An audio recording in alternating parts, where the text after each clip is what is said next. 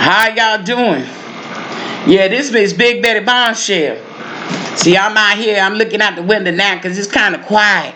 Because I remember the other night, honey, you could hear a gunshot. You have to duck. I'm telling you, you got to duck.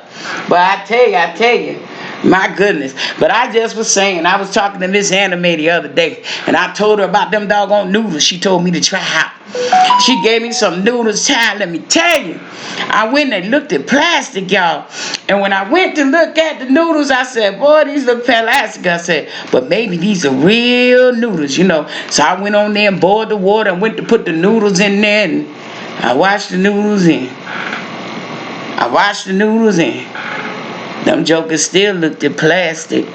And it looked like they wasn't moving neither. It looked like it wasn't even the water couldn't even boil on them bad boys. And I said I should have known something. They had like 6 old packages or something in there. And one I didn't know what it was. So I said, let me go look on this package, you know. And I went to reading the package. And I'm looking at the noodles. Them jokers still didn't look like they were moving. And so I went and I looked at the package. It had everything in Chinese. And then when I looked, the only thing that wasn't in Chinese was the direction.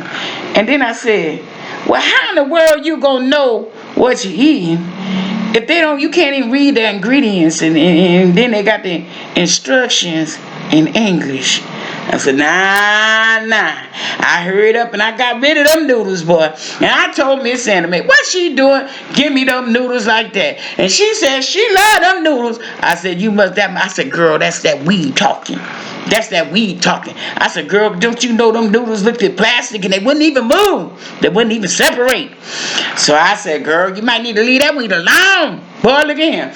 So then turn around, we were sitting there talking, you know, and I was telling her about how I was looking through, you know, a magazine and stuff, and I seen how the men used to dress so distinguished, and I started bringing me back to the thought when I was little and how we was in the choir and we would have them older men talk to them younger men, talk about pull them pants up, tuck your shirt in your pants. And they made sure, you know, they had a little tie on and stuff and put that belt on and everything. And they got on them about their clothes.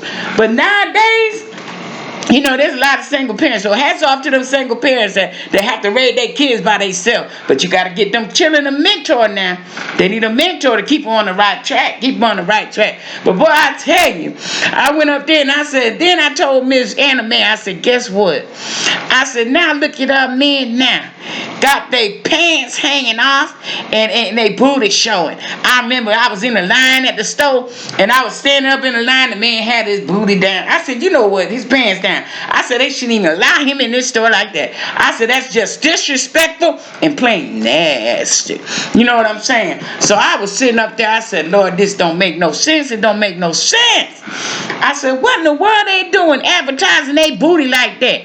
I don't want no man advertising my booty. I tell you, that's mine. I want everybody seeing what's mine. That's mine to have and behold. You know what I'm saying? My goodness. I said, these men, y'all need to grab these young men and try to talk to these young men. I tell you, I remember I seen a group of young men and they was all out. They was standing out there talking. I didn't even recognize that they didn't have their masks on. I just said, can I say something to y'all?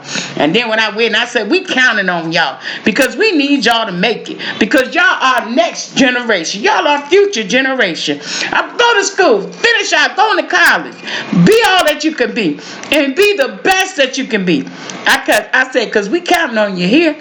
And when I got ready to leave, one of the young men said, now that's what I'm talking about. That's what I'm talking about. You don't condemn them, but you instruct them. And then you could also, if you need be, see, they were listening to me.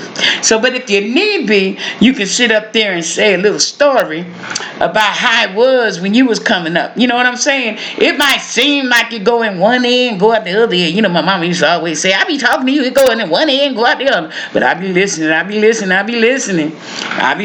now. It wasn't going in one ear and out the other. I was listening. But I tell you, sometimes it wasn't what I wanted to hear, but I was listening. I had no choice to listen because they're going to make sure you listen in them days. But I tell you, they'll be listening. You might think they don't, but then when it comes to the point when they're faced with a situation in their life, guess what?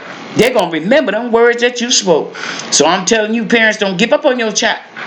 And don't take them up for their wrong either, because when they wrong, they just wrong. But I just wanted to share that with you. You know, I was just thinking, because I told Miss Anna, she didn't even know what I was talking about when I said booty pants. But those were I was talking about, booty pants. Boy, I tell you, sometimes I think Miss Anna, baby, you know what I'm saying? But that's my girl now, that's my girl. That's my road dog now, that's my road dog, that's my girl. But I'm telling you, I was sitting there, I was just thinking about how things have changed now. You know, and I said, now I know I ain't hardly out. I said, let me go look out the window and sit at the window. You know, I always like looking out the window. A lot of times you can see a lot of things looking out the window. But I tell you, I just want y'all to know, be safe.